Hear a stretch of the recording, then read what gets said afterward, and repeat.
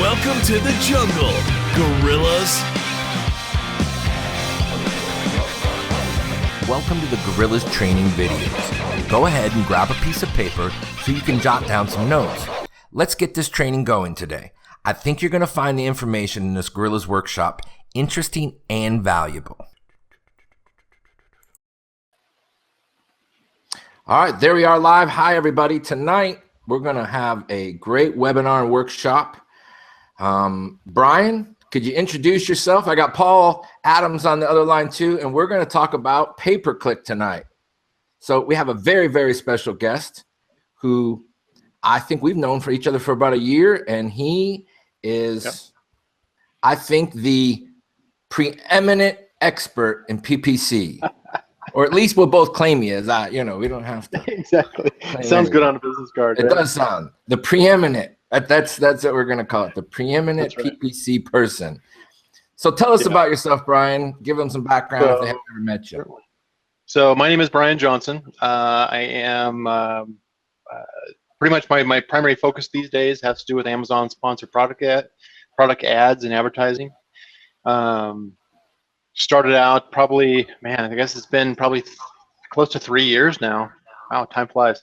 Probably 3 years ago that I started on Amazon. Prior to that, I was selling for several years on eBay and similar channels. And so came on to Amazon about 3 years ago, started selling private label products, building that up, started taking on clients brands that wanted to come on and sell their products on Amazon. And eventually, about I think it's probably about a year and a half ago, I switched over my focus to just the pay-per-click advertising on Amazon, what they call the sponsored products platform. And so that's where I focused all my attention, and there wasn't enough information out there, so I had to go out and find all this stuff and test. And I'm as far as my normal practice is to go out and to test quite a bit. So I like to test new things. I like to test theories. I come up with a lot of new theories as far as what might work, what could work, and make a lot of observations. And so part of that practice has led me to building up a pretty good expertise on Amazon's sponsored products platform and advertising products, especially private label products and small wholesale products onto Amazon.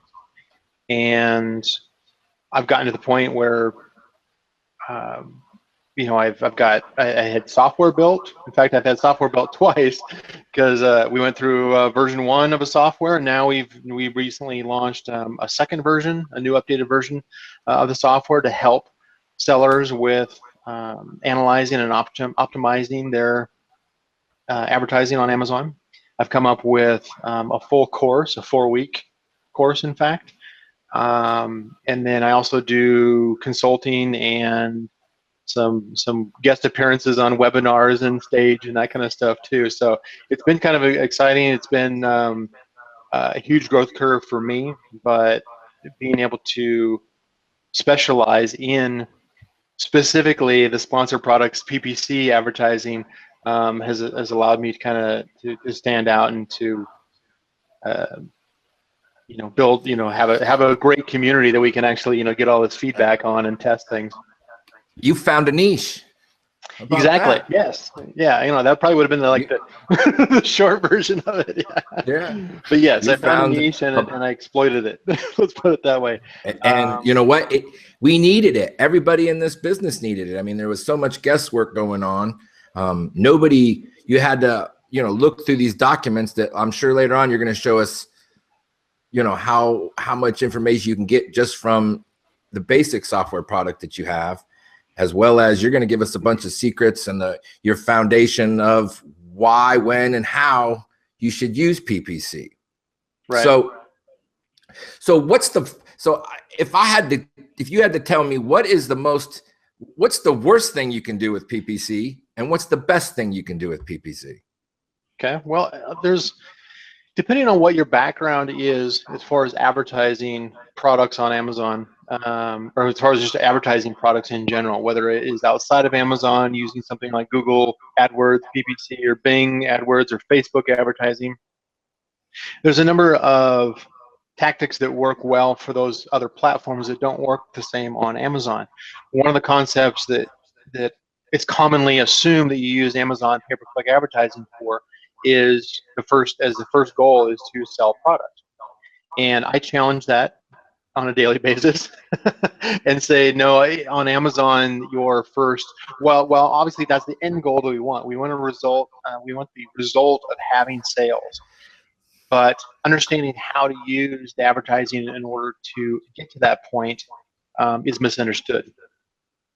So one of the things that I say is that the first goal that you want to have is not to make sales, but rather understand exactly what competitive market you're in. So when you start advertising on Amazon, and for those who may or may not understand the terminology as far as pay-per-click, it's basically where you pay a certain amount each time a shopper clicks on your advertisement shown on Amazon. And that's not just the standard product listings on Amazon. That could be the sponsored advertising that shows up on the top and on the right and on the bottom. And each time somebody clicks onto your ad, it takes them to your Amazon product listing.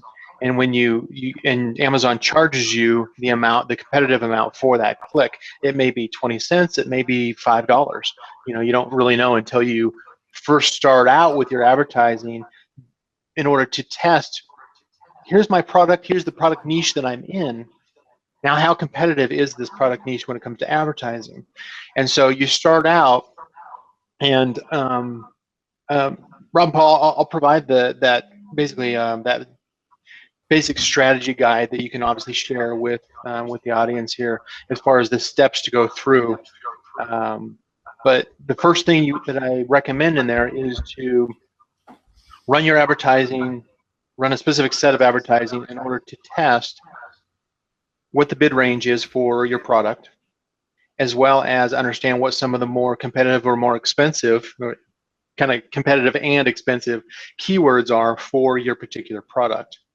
So you might find out by running a brief yet expensive or brief but high bid campaign that the market range for the bids for the keywords that you bid on in order with the intent of having shoppers see your advertisement to eventually click onto your advertisement and go to your product listing may range from, say it's 75 cents on the low end, it may go up to $2.50 on the high end.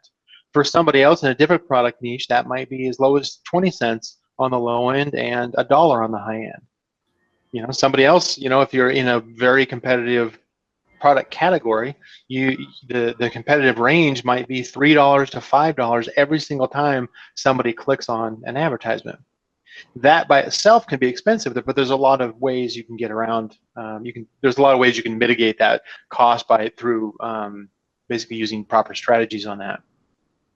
So kind of to refine that first step is just to understand how expensive are the keywords in the advertising for my product niche, and what some of the most competitive and expensive keywords that are sitting up at the top, so that I can understand which keywords are popular, which ones do all of my competitors think are worth going after, and then I don't necessarily bid on that particular keyword, or I don't bid high on that keyword. I use that keyword in order to do additional keyword research with the goal of finding 10, 20, 50 related keywords that are far less expensive yet still bring in that buyer traffic. So, yep. Hey, one second, Brad. So come back to, because you told us a second ago that you didn't, that you argue to people all the time that PPC isn't really there to sell products. So then what are you saying? Like, give me what it is there for then. Like, what are you saying that it is there for? So it is there for in order to understand who your target audience is, to identify exactly what it is that they're searching for. So part of the information that Amazon provides in our advertising reports is the specific customer search terms that they put into Amazon in order to find a product like yours. The advertising will also tell us how many of those who searched for a specific search term found our product, found our ad, clicked on our ad, and then possibly converted to a sale for our ad. Now, while that did bring a sale, and that's great to have. It's not the primary purpose. The primary purpose is to discover, determine who the audience is and what terminology they're using in order to find a product like ours. Because most of the time, as private label sellers or even light wholesalers, we might come in, we may not have an expertise in the product that we're selling. Some of you do, but most of us don't. Most of us are opportunity seekers. We're following the path of product research, and we find something that is just an opportunity that's in demand yet is not being fulfilled enough, and so we go after that product opportunity. Doesn't mean that we're experts in that product. And so we may not know all the terminology. We're certainly going to learn a lot of the common keywords that manufacturers use and maybe we see our competitors use in the same product niche. However, we don't really know what shoppers are using and the variety of language that they use in order to find a product like yours. There's campaigns where we come back and we've got 500 different variations of a customer search term that people use, anywhere from 1 word to 10 words, where shoppers have used in order to find our product. And so having that insight, you're basically, it's almost like mind reading of the shoppers, is that when you understand the kind of terminology they're looking for, you're going to find some different variations in the words that they use that you can then include in your list, in your advertising. But most importantly, when we find out which customers' search terms lead to not only a click on our advertising, but also a conversion to a sale for our product, we can then take that information back and optimize our product listing so that the product listing includes those target, the most converting keywords, the most converting search terms in our product listing, so that we can try to rank high organically or on the Amazon's A9 search results, even higher than we could before. But the difference being is when we first launched the product, we probably just copied what our competitor did as far as what's in their content, what's in their title, some common keywords that we think might be used. But now we actually have the information through advertising to know which specific keywords actually convert to our product. And if we put those into our title, our bullets, our description, we're going to have a much better chance of ranking organically in the organic search results for the terms that we specifically convert for, and therefore our chance of having higher number of conversions and profit is going to increase dramatically. So it sounds to me like pay-per-click is really just a way to lead us to more organic sales. It is. Well, you figure is that for most sellers, and we've collected so much data that we see the averages, most sellers, their sponsor products advertising accounts for maybe 15 to 20% of their unit sales. Right. That means another 85% of their sales come from that organic search. So your efforts are not necessarily in trying to fix a slow-moving product or trying to build up a bunch of sales and have a substantial income off of the advertising. It's to figure out exactly who your target audience is so that you can refine your product listings message and targeted audience so that you can pin down that niche audience that is, has a high chance of converting to your product. Rank high for that in organic search, which accounts for 85% of your sales, and therefore you're using that 15 to 20% from the advertising. You're investing that into your 85% of your actual conversions, your actual sales. So the return can be huge. So if I have a product, well, to me, that sounds like if I know how to pick great keywords and I'm a great marketer with my pay-per-click, that my likelihood of success in almost any category becomes, as long as I can find and source a great product and I can learn to be an expert or as knowledgeable as I can, which probably most of my competitors, maybe the top 5 guys might be really great at it, but position 12 through 17 probably aren't. Maybe. Right. Yeah, so if I can become a great marketer, right, does that not lead to my success? I mean, isn't pay-per-click like the gateway to being successful in this business?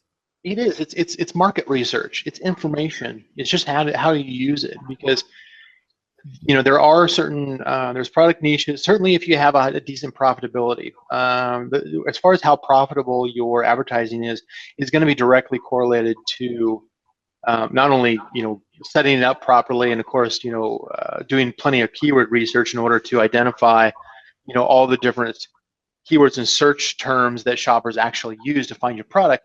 But if you have a very low converting, you have a very low conversion rate on your product, then you may not end up making a profit on pay-per-click. There's a way you can scale it down and make it so it breaks even, and maybe even make a profit. And there's some sellers who do make a profit, but it's mostly tied to whether or not they have a decent conversion rate on their product. Because if your product doesn't sell well,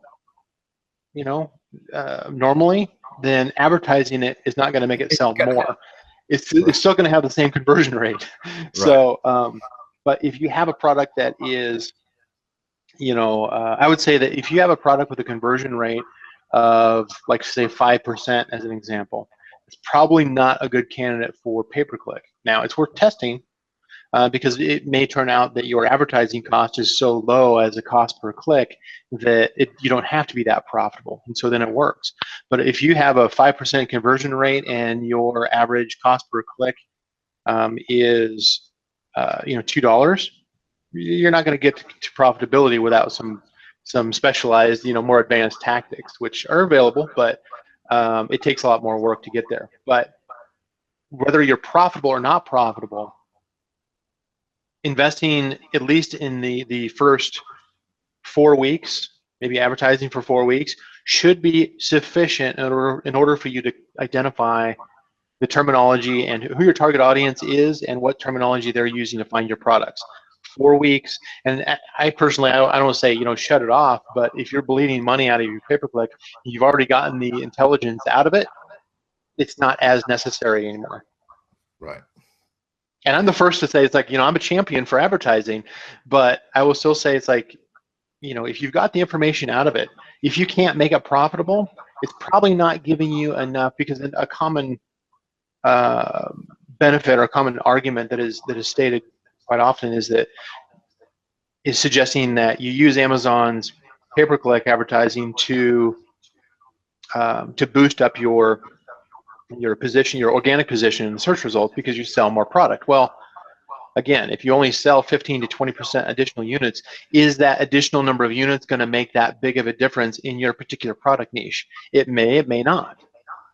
If all it takes is you to sell an extra 5 units per day through advertising in order to, jump up to page 1 among, above 5 other competitors who aren't quite hitting that number of units sold each day, then yeah, do it. And it's probably worth losing a little bit of money on advertising in order to maintain that. But most. But when we say lose money, like what other business can give you a real deal ROI on what you spend advertising dollars? I mean, like, that's a very, it doesn't happen 99% of ways, I mean, because you're not going to be able to say, okay, this is a direct return. Now, the thing that I think, and that's why I think your margin, 30% margins aren't going to do it. You've got to get into that higher margin in your product, because you have to be able to, on the front end, to go that part of the money and the cost of this product isn't just shipping, it isn't just sourcing, it's that I am creating a marketing budget inside of my product from day one. I spend $2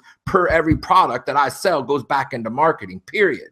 So yeah, and that's a good point, is that if you have a low enough cost and you've got if you have a high enough margin, then that can also absorb some of the cost that you have for advertising, so that it balances out. So that's a very good point, is that you absolutely want to know your numbers. That's one of the reasons why in the new version of software we focus not on just the keywords and the search terms, we focus on what's the profitability of your advertising based off of how much your unit costs and FBA fees and that type of thing are. We actually track that so that you actually know, because of my advertising, am I profitable? Am I not profitable? Well, that's a pretty important thing. And I can tell you this, I'll bet you 8 out of 10 people who do this don't know. Correct.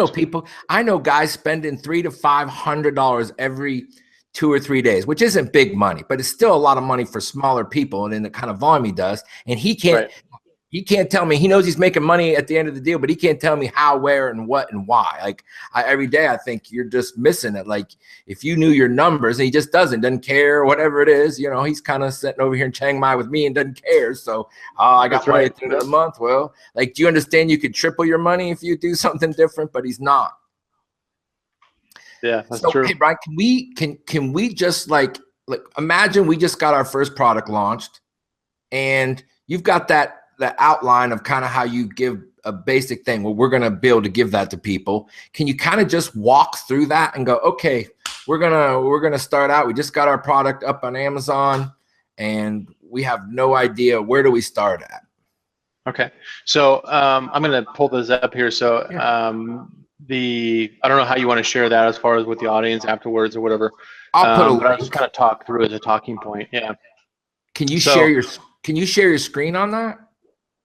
Yeah, I probably could actually. Hold on, let me reduce some of the clutter here. Actually, yeah, it's the same document that I sent over to you. I don't know if that's easier for you to bring up or not on your side. But hold on, I'm trying to get rid of my toolbars here. Come on, full window.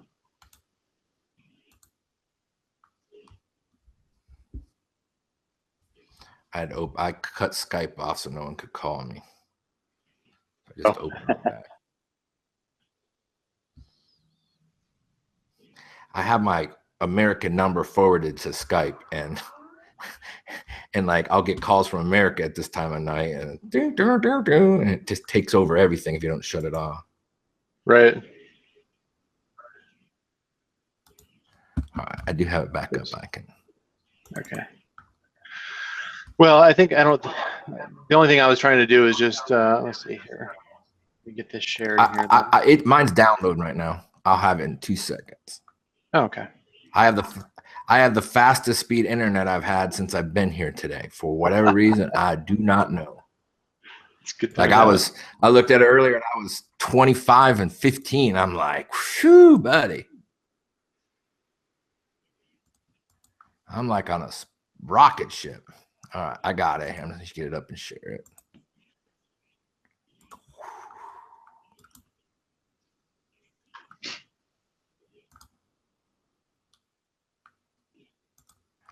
You should be looking in the infinity screen. Where did I open there? It is. See that there Paul? Go. Yep, we got that. How do I get rid of can I make this just a full page document? Yeah, you can. On the right-hand side, you got that toolbar on the right-hand side. There you go. You got it. You can also zoom in a bit. Perfect. How's that, Brian? I can read that. Yeah. Can you see it, Brian? Oh yeah. No, yeah. That's that's huge. You could probably shrink it down a little bit. Yeah, that's fine. Beautiful. Perfect. Okay. So the way that I teach this basic strategy, it has to do mostly with going through the process, going through a certain number of steps in order to the first thing I was mentioning before, as far as to test, as far as what your market, basically the marketplace is, competitive marketplace is for the bidding. One of the things that I'll show on here is the first step when it comes to validation, and that has to do with you start out by running an automatic campaign. Now, the way that I teach is I run what's called a high-low. This is where I run a high bid automatic campaign on my product for 1 day, like literally like 24 hours. So if I run it for 1 day, the reason I run it for 1 day is because I'm going to set the bid at $5. I might set the budget at, say, $10, for instance. I'm expecting it to run out of budget. I don't care about that, but because it's going to collect enough information right out of the gate, it's going to help me. And then the second day, I switch over to a low bid budget, or I switch over the price over or rather the bid of that automatic campaign from $5 down to like maybe $1, as an example. The purpose of the automatic, that's something else is kind of a misconception, is a lot of people use automatic campaigns on sponsored products for ongoing keyword research. It does that a little bit, but we can do a lot better on our own. So that's not a primary use. However, when I first run the initial automatic campaign, I'm going to check for a couple of things. One, in this case here, the strategy that I'm showing in this particular document is a little bit conservative. It's not quite as aggressive as my high-low, where I have the $5, $1 bids. This one is more middle of the line, where I run a automatic campaign for between 2 and 7 days for maybe $2. So there's kind of alternate, depending on how aggressive you want to be in your strategy, this would be the more, conservative method that I'm showing here, where you're bidding $2, you run it for up to a week, and your goal is to understand by looking at the customer or the search term report, which is an ad report that publishes the data 2 days after it actually occurs. And so once you've run an automatic campaign or any campaign for a period of at least 2 days, then you can run an advertising report and it'll show that information. Tell me the difference between, Brian, tell me the difference between, you said that was not an aggressive, what would be aggressive? Like what would be the range? Aggressive would be the high-low. So the high-low is where we do, you bid $5 on an automatic campaign for just 1 day, and then from day 2 on, you drop that down to like $1. So you're bidding really high on the first day, primarily so that you can identify what are the most expensive, most competitive keywords that are probably not, they're probably too expensive for me to bid on long term. However, I want to at least identify those so that I can actually do some keyword research based off of what is very popular and very expensive. And so in that case, the high-low is simply just to identify what's the high end, assuming that $5 is the highest. Now, if you're in, there are some sub niches, some product niches that are even more expensive than that. $5 seems like it covers most niches pretty well. You probably actually won't spend $5 unless you're in like supplementation or pet products. Pet products is one of the most expensive when it comes to advertising, by the way. But what it does allow me to do, you may find out that by running that $5 bid automatic campaign for just 1 day, you may find out that in your particular product niche, there's a keyword that is very competitive, gets a huge amount of ad impressions, which is the visibility to shoppers, as well as maybe has a cost per click of maybe $3.50 as an example. Now, a $3.50 bid keyword is probably too expensive to maintain unless you have really high margins and you have a high conversion rate. Then you can play that game. There's some other additional criteria, but that's more advanced. But we're simply just using this to identify in the high bid, the $5 bid for 1 day, we're simply just using that to check for what is the highest cost, most expensive keyword in my product niche, as well as identifying what that bid range is. So you'll find that you'll get some search terms that come in on the search term report that turn out to be 70 cents, and maybe some of them go up to $3.50 as an example. So at least as far as what your kind of the competitive bidding range is for your product niche. Additionally, now it's not going to catch a lot in that first day. That's why we switch over to the lower bid, and you can drop down to either say the $2 bid that I show here in this validation step 1, or even a $1 bid. It's kind of an arbitrary number anyway, so it's not an exact science because it varies by every single product niche. But I would say that I've got 2 questions for you, because some of the things you've talked about is the competitiveness of your niche. I would think, and what would you think, what would be the best way for me if I'm actually sourcing a product? What is your suggestion how people can maybe do some research before they go get a product that has a $5 bid on it? What would your suggestion be in that way so that they don't end up in a product that, before they show up there? Because we're here, but now what if you're here and you find out that, you've got $5 bids to be able to get in there? Yeah, so I mean, there's a couple ways you can do this. One is, you can just assess as far as whether or not it's a competitive product, and then I'll probably give you, there will be a correlation to advertising as far as how competitive it is. But one of the things you can do is you can simply just search for what you think is the target search term, search for that on Amazon, and Amazon will come back with a results count that'll show you how many competing listings are considered relevant to that particular search term. That will tell you, and that'll tell you as far as, okay, does it come back with that target search term? Does it come back with 500? Does it come back with 5,000 competing results? Does it come back with 5 million competing results? So it's one of those things where if you're basing your research, if you're using something like a Unicorn Smasher or drawing a blank now, Jungle Scout, to do research, to see competitive research based off of certain keywords or certain search terms, then you may say it's like, oh man, this is a great product because everybody who's on page 1 is selling $100,000 a month, whatever. Obviously that's an extreme there, but most likely that's going to attract a lot of other competition, and it's very unlikely you're the first one to discover that. And so it would be very difficult to get into page 1. Obviously you've got your own tactics that you teach as far as how to assess competitiveness. Now specifically, and I won't speak anymore about that because I know you're teaching specifically as far as how to evaluate opportunity and competition when it comes to products. But when it comes to advertising, one of the things you can technically do is that if you have, you can run a set of keywords. Like let's say, for instance, you have a keyword. Well, first of all, you need to have an active product before you run any kind of advertising because it does require you to have the buy box.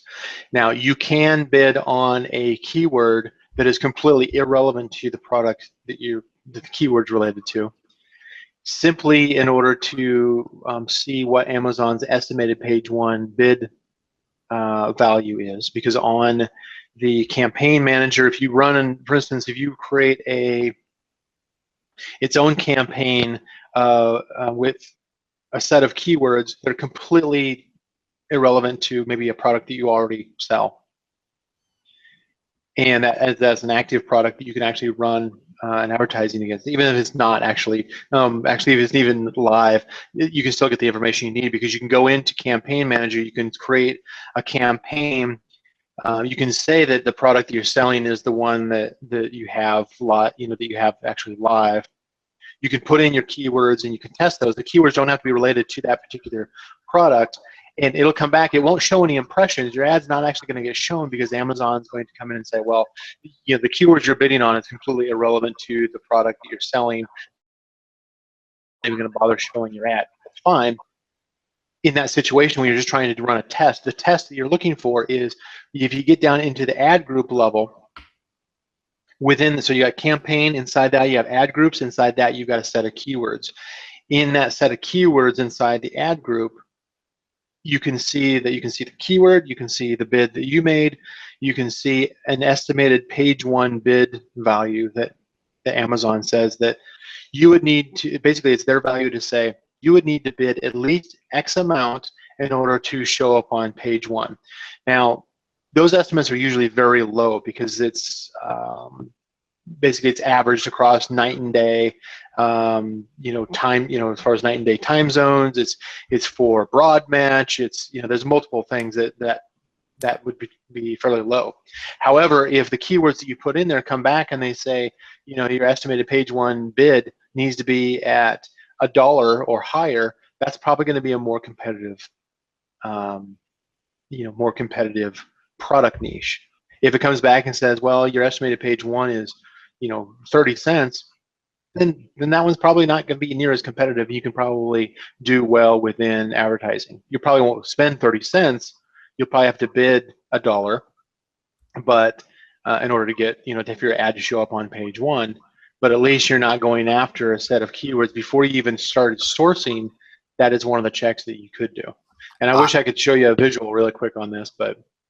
Well, I think that's fabulous because those are some of the things that we talk about all of the time that And what we've recently been doing, I just actually did this with a client where we're teaching people how to use Kohl's to be able to get a product launched quickly so that they can learn hands-on. So, spend $250 through Kohl's. Kohl's will send it in for you. But then you have a product up. And so this would be a great match to being able to do that. And in addition, maybe if you get a product that is in a similar niche. So I had somebody who is doing a product. We found something that was very similar that we're going to launch there just to create this kind of information, because now we have information on what's happening by being able to market that product early on. I didn't even think about making campaigns and other products. It just won't matter, but I didn't think so. That's a great thing. But if they don't have a product launch, that's why we think this Kohl's thing for new people is it gives them an opportunity to make a listing, to do all the things necessary. And while you're doing that, then search your product from China. Right. So, yeah. All right. So that is one of the, yeah. So that is one kind of the tactics that I don't teach publicly, but I do teach to my private students. So a little insider trick there, I guess. Ding, ding, ding. Way to get the information out. Yeah. So part of the validation step, just to kind of get through this first piece really quick here, is the next piece of the validation step is you've already identified what your most expensive, most competitive keyword is. You've already identified what your competitive bidding range is within your campaign. The third thing is, when you're looking at your search term report a couple days later, you can see all the different search terms that are coming back for your automatic campaign. Now, there's going to be two columns in a search term report. One's going to be the customer's search term, what they actually typed into Amazon to conduct a search, and then it's also going to show the keyword that we would bid on, that we would match it up to. That Amazon is matching that search term up to the keyword that we actually placed an auction bid on for advertising. However, in an automatic campaign, there are no keywords. Amazon is making the choice for you when to show your advertisement. So what you'll see is an asterisk instead of a keyword. That's fine, because we're interested in the customer search term. The customer search terms are, when we look at those, we want to see the ones that are, we can sort by the number of ad impressions. Ad impression being how many times that the ad is shown to a potential shopper. If we sort descending by the number of ad impressions, so that the customer search term that has the most ad impressions is on top. The one that gets, maybe one ad impression is all the way down at the bottom. And what we're looking for is primarily, like, say, the top 10 most shown, most ad impressions customer search terms. Are those 10 customer search terms directly relevant to either my product or my target audience? And the target audience can be looking for products that are similar to that product. It may even be products that are in the same category niche but are not the same as your product. Those would be directly relevant product search terms, or ones basically describing your product, or the basically related, what we call audience relevant search terms. Search terms used by the same audience that would buy your product, but right now they're in the process of shopping for another product. But Amazon understands they're not only tracking as far as how our products sell on Amazon, they're also tracking the buyer behavior. So the buyer behavior tells them, should I match up? Should I show this advertisement to this buyer because they've shown a history in the past of actually showing other, of actually purchasing products like yours? So what we're trying to do in the validation is say, does Amazon understand the product that I'm selling, and are those top 10 search terms seemingly relevant to my product? If they're completely off base, then likely it's because you either have some, your title of your product detail page is completely off, it's not relevant to the product you're actually selling, or it's also possible that you place your product into a specific product subcategory that wasn't actually considered relevant for the search terms or the keywords that Amazon considers to be relevant for that product.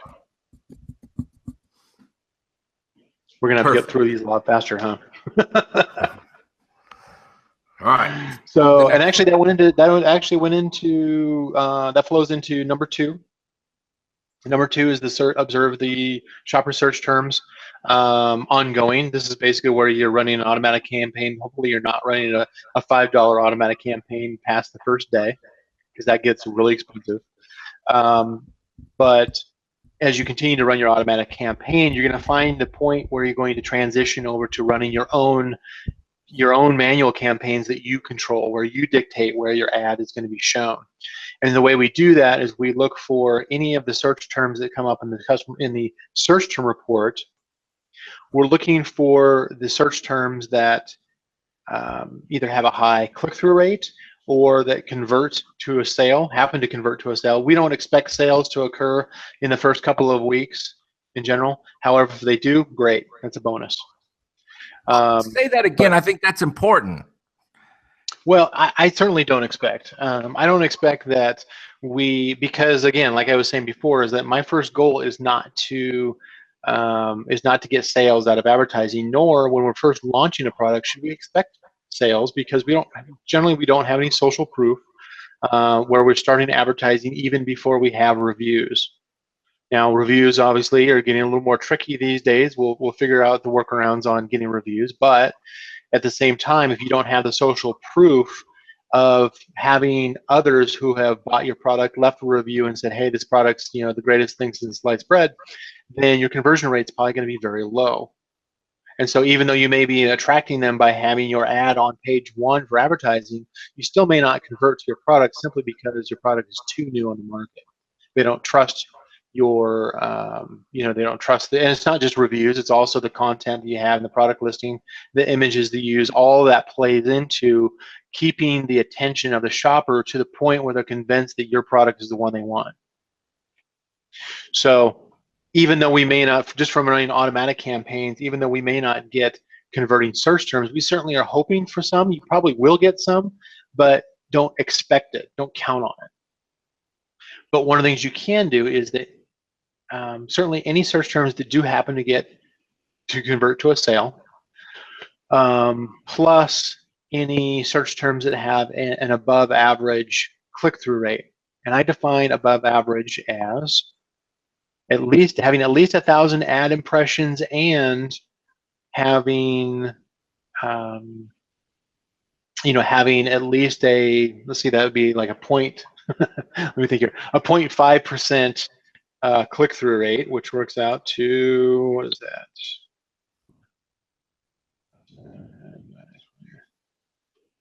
Okay, 5 clicks. Has at least 5 clicks and seems directly relevant to my product. I'm going to copy those over to a new manual campaign. And that's where I'm going to be testing my converting search terms, the number 3. That's where I'm testing the converting search terms and the search terms that are directly relevant to my products and have a high and are actually getting several clicks. Quick question, Brian, if you don't mind. On the automatic campaign, when you're setting that, you were talking about sort of having that $5 bid value, then dropping that down to $1. One of the questions, or some of the questions that we get asked on a frequently or a very frequent basis, is what should I set my daily budget to? So when you're running that first automatic campaign, you can keep them. So when I'm doing market research and I'm doing keyword research, so I end up with 3 campaigns: an automatic campaign, a manual campaign, a first manual campaign, and a second manual campaign.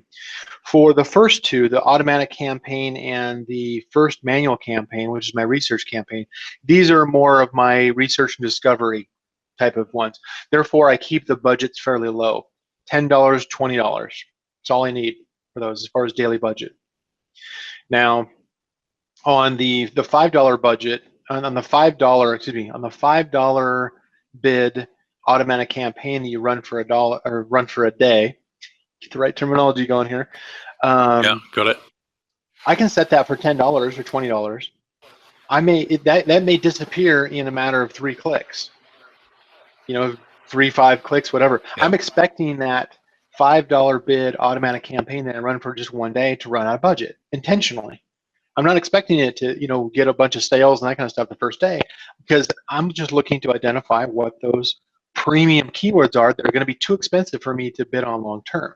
That's why I don't have a big budget on that first $5 bid, because otherwise, if I discover something like that, then all of a sudden it runs away and spends spends whatever I have on those high cost keywords that may not convert, again, because it may be a new product. Sure. So you may not get anything in return for all that expense. Very likely you won't get any return for that high expense. So I would say the $5 bid auto campaign the first day, put it, $5, $10. You're only looking for the one, to identify, one keyword. Maybe you put it at $10 in case you can get a couple of clicks, just to kind of show, to kind of prove that. The second auto campaign, or what I draw, it kind of depends on your discipline. I either say it's like, if you're not really disciplined about going in and making a change a day after and saying, okay, I've got a 24-hour clock, I'm going to run this very expensive automatic campaign for 24 hours, and then I'm going to go in and change that bid down to $1 or $2. If you're not really good about making sure that you come back to it, don't just set it up and forget it. Just have it run for one day, have it end in one day, and then create a second automatic campaign that starts tomorrow, the day after, and continues to run at the $1 bid. That way it's all done for you. Yeah, sure. Just in case you forget the first one. Exactly. Yeah, and I'm the first to admit, it's like I will go and I'll set something up and I'll go, oh, I'll come back to this, and then a week later I come back and go, oh man, I just spent $500 because I was too aggressive and I just didn't come back to change it. Forgot to turn it off. Yeah, that's one of the things I've definitely learned is that it depends on how aggressive you are as an advertiser or a seller, or how conservative you are, and how good are your daily habits. So that makes a difference. So all right, that's good. We're gonna keep you on this phone forever. I want to get you through it. Sure. I'm not worried about me or them. I just know you're a busy guy, and I appreciate your time. So I want to make sure. No worries. All right, so then kind of powering through this here, again, we're copying over the search terms from the search term report. We're identifying search terms that have either converted or are getting at least a 5 or more clicks and are directly relevant to my product. I'm going to copy those search terms over to a new manual campaign, what I'll call my research campaign. The research campaign, I'll probably set, well, it's the ad group that you set. Well, okay, the ad group you set the bid on, but the campaign, maybe set that at a $20 daily budget. Again, it depends on your risk tolerance, what your cash flow and your, how much, how deep are your pockets. I would start out on your research campaign. Again, you're not expecting it to be high converting and getting you a bunch of sales. That's the purpose of the third campaign. The second campaign is primarily to expand on your keyword research, to identify a wide variety of keywords that then you can identify which ones are going to convert to sales, and then you move those over to the third campaign. So it's kind of a waterfall down from automatic campaign to research campaign to your primary or converting campaign. So in that research manual research campaign, set, again, maybe set a $10, $20 daily budget. You create an ad group, and the way that I set this up is I create 2 different ad groups. I'll create a broad match, and now I think in this one here I actually show creating 3 ad groups just out of simplicity, but you can do this. You can just use broad or phrase. At a minimum, set up 2 ad groups. One of them for your broad match. Second one is for phrase match. Broad, phrase, and exact are match types. Those are basically just a way of Amazon to identify which keywords are in a certain format and sequence, word sequence. The broad is going to be more flexible when it comes to picking up other related keywords. And then the phrase is going to be less flexible. The exact is going to be very specific, where only the keyword that you're bidding on in the sequence that you're bidding on is actually going to have your ad shown for that. So it's more restrictive as far as the match typing goes. But when I set up the manual campaign for research, I'm going to set up at a minimum a broad match ad group with that set of keywords that I copied over from the automatic campaign, or the search terms that I copied over from the automatic campaign. I'm going to put that into the broad match ad group and maybe set that to, the bid is going to be slightly higher, you know, maybe 20 cents higher than your automatic campaign. So if you've dropped your automatic campaign down to $1, set the ad group bid in this research campaign down to, like, say, maybe $1.20 as an example. It's very subjective, again, based off of the product niche and that bid range. If you see that those keywords have been getting click through at $1.50, maybe you set that, you know, maybe you set up the default bid in this research campaign at $1.50. You know, so you kind of have to use a little bit of best judgment based off of what you found was the competitive bid range in that first couple of automatic campaigns. So you copy in those search terms that converted or had at least that were directly relevant and had a number of clicks, that you copy that entire list over, or you copy that list into each, the broad match ad group and the phrase match ad group. It is duplicates. You're not going to bid against yourself. You're not going to automatically raise your own bid. Amazon is simply going to make a choice. They're either going to show ad A or they're going to show ad B. You're not going to get double charged. You're not going to artificially increase your own bid, which is a common misconception. So we continue to run the automatic campaign that's low. Let's say that's at $1 as an example. Then we have our manual research campaign that we're running at, let's say, $1.50. Broad match is $1.50, phrase match is $1.50. If you want to add on an exact match, you can. I don't, simply just because I'm going to add in thousands of more keywords by doing more keyword research. And so the less work I have to do in duplication, the better. And broad and phrase, if I can just put it into those two, then that'll keep it a little bit simpler. I do in the next campaign. So okay, let me back up a second here. So the purpose of the research campaign is to identify a wider variety of keywords that would have never gotten found by the automatic campaign.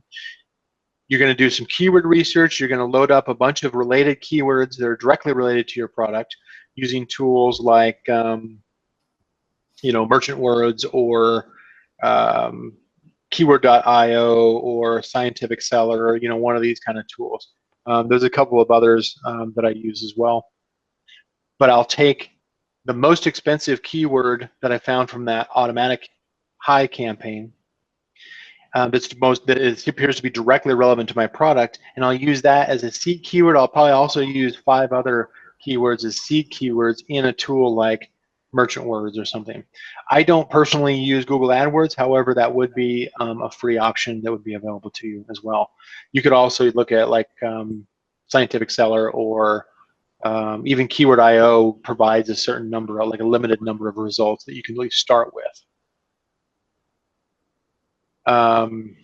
What's another one? Like Keyword Dominator would be another one. So there's a number of keyword research tools out there. I don't filter. We actually just did a whole webinar. We're getting ready to release about 1 million different tools to use that were pretty much all free or just a little bit of money for them. So we actually did a whole thing. I only had like 7 or 8 or 10 of them. So there's a bunch of them out there. Yeah, I know like Helium 10 has their magnet tool, but that's a paid one also. But that one's been pretty popular as well. But the one thing the one thing about keyword research, and I do like video sessions in my training academy. I do specific to sponsored products. I do multiple videos just on keyword research. So this is a much bigger topic, but the short version is use the seed keywords that seem to have that you've identified seem to have the highest cost per click. seem to have the highest number of impressions, seem like they're most competitive and most relevant to your product. Use those as seed keywords in order to generate, and by seed keyword I mean you take that keyword, you put it into the keyword research tool, and it comes back with, you know, sometimes it comes back with 10, sometimes it comes back with 10,000, depends on what keyword, what tool that you use. And each ad group can hold up to 1,000 keywords. So what I generally try to do is, you know, try to, you know, come up with 1,000 keywords that I can put in, or a little bit less than 1,000 keywords that I can put into each of these ad groups. If I want to be more aggressive, if I'm doing a product launch, I'll create multiple ad groups, you know, like broad 1, broad 2, broad 3, phrase 1, phrase 2, phrase 3, and so that I can have, you know, 3,000 keywords that I can test. You're creating this huge list of this huge keyword portfolio in order to test for a couple of weeks, so that you can identify 10, 20, 30 search terms that actually convert. When you identify the ones that actually convert, those you're going to copy over to your third campaign. And your third and last campaign is the one it's basically here's the campaign where I keep all the keywords that I know convert from my product. I have a more aggressive budget. I'm also more careful as far as, in other words, I'll go in every single week to make sure that I'm optimizing and I'm tuning up that converting campaign to make sure that it's performing well and it's performing profitably. I don't expect my automatic campaign or my research campaign to run profitably. I do expect my my converting, or my what I call my primary or my converting keyword campaign to be profitable. All right. So you run that after a couple of weeks. You can continue to run your research campaign, but I can tell you that it's going to continue to spend money, and it's going to reduce after time. Generally, I try to consolidate after about between 4 to 8 weeks. It depends on how much information I'm collecting. If I'm collecting a lot of search terms and I've got a good variety of search terms, I don't have just one search term that's getting all the conversions, and I don't have 10 that only have one each. As long as I've got a good mix where I've got multiple search terms that are getting multiple conversions, then I know that I've gotten enough data. That's kind of my test. I've got enough, I've got several search terms that have at least 3 or better, 3 or more conversions each. Then I know that I've got a good variety of keywords to work with. At that point, I can shrink down what I'm doing with my my research campaign, where maybe I essentially strangle the budget down to like maybe $1 a day, and just kind of park it and let it run at $1 a day, just until, and just kind of let it run for a while.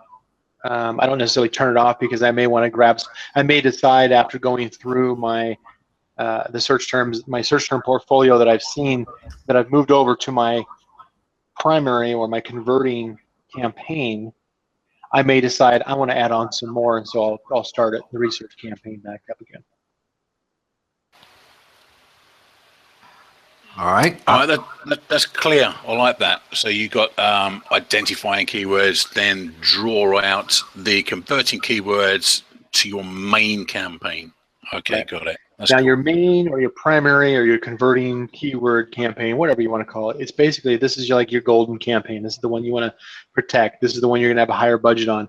You're also going to have a higher cost per, or a higher bid as well. So your primary campaign that has the converting keywords, you're likely going to be, you're going to have a higher bid than your research campaign. Your research campaign is going to have a higher bid than your automatic campaign. So you can see where it's basically waterfalling down, because Amazon's going to chase the higher bid, and they're going to send the traffic to those that have the higher bid. In general, there's also some other factors that they consider, but bid is certainly going to control where the ad is shown. As far as how often it's shown, it's not. Well, this begs, I mean, okay. So I know we're not going to have enough time for this, but normally I would get into discussing as far as how the ad auction works and how Well, Amazon seller support will tell you to bid higher. They're telling sellers to bid higher when they're basically calling in and saying, "Hey, how come my ads aren't showing?" This seller support will come back and say, "Well, you need to bid higher." Well, they're saying bid higher because bidding higher can make up for weaknesses in a poor performing campaign. And a poor performing campaign is generally as a result of how long has it been running, how many clicks has it accumulated, what's the likelihood that a shopper is going to click on an ad within that campaign. And you can offset a poor performing campaign by simply bidding higher. That's why seller support tells you to bid higher, not because it's the most important factor. In fact, it's the last factor in the ad auction, but it does make up for other weaknesses. So and as a simple, I guess is their easiest answer to the question as well. Yes, yeah, because frankly, most seller support don't actually know how the ad auction actually works. We do, but they don't in general. But that's kind of the nature of seller support at Amazon, is that they're very siloed in their information. And Sure. you know, most people kind of poke fun at them, but really, it's not the person's fault. It's because of poor dissemination of information across the organization. Wow, that was a lot of anyway. So let's see here. Oh, one of the things I was going to add on there is you don't need to do negative matching when you're copying keywords from one campaign to the next, because you're going up this stage of higher bids, and therefore Amazon's automatically going to shift the traffic to the higher bids anyway. So you don't need to do negative keyword matching when you're leaving a campaign, because it'll automatically transfer over.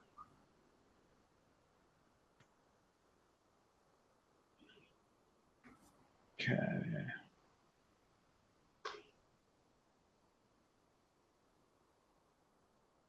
is that where we're at?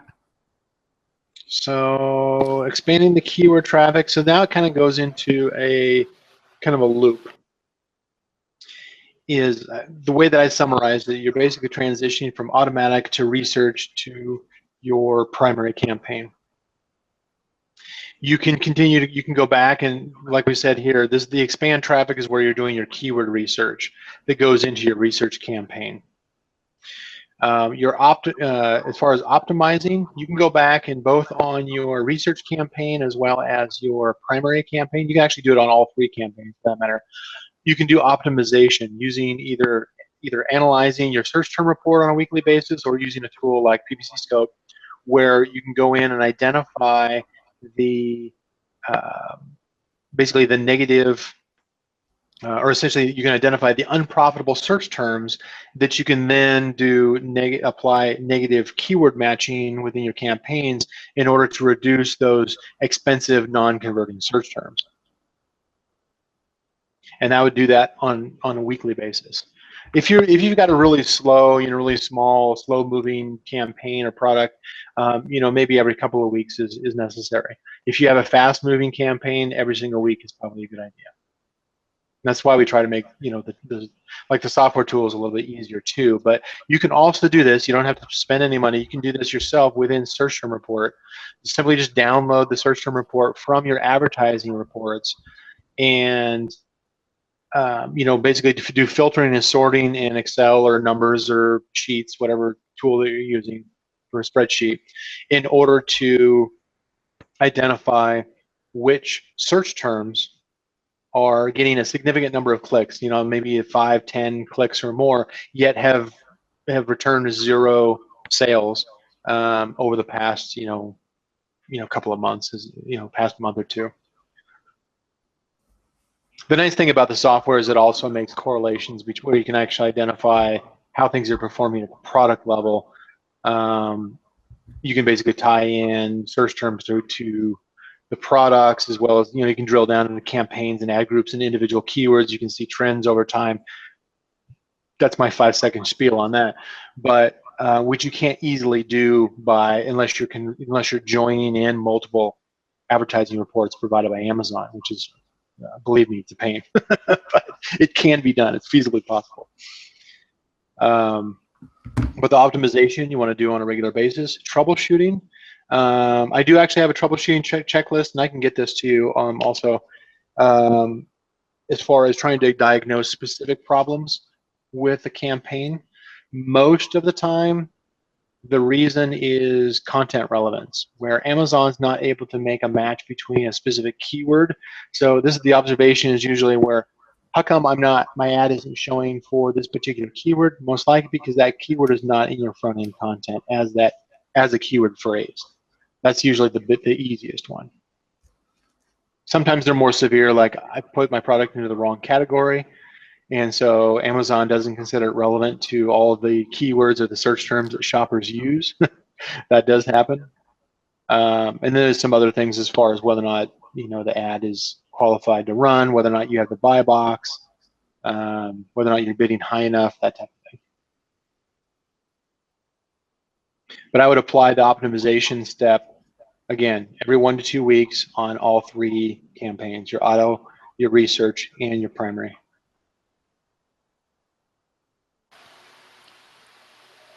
So in essence, it's just the 3 campaigns that we're really interested in, but primarily it's just the one golden campaign or that master campaign that is the key driver.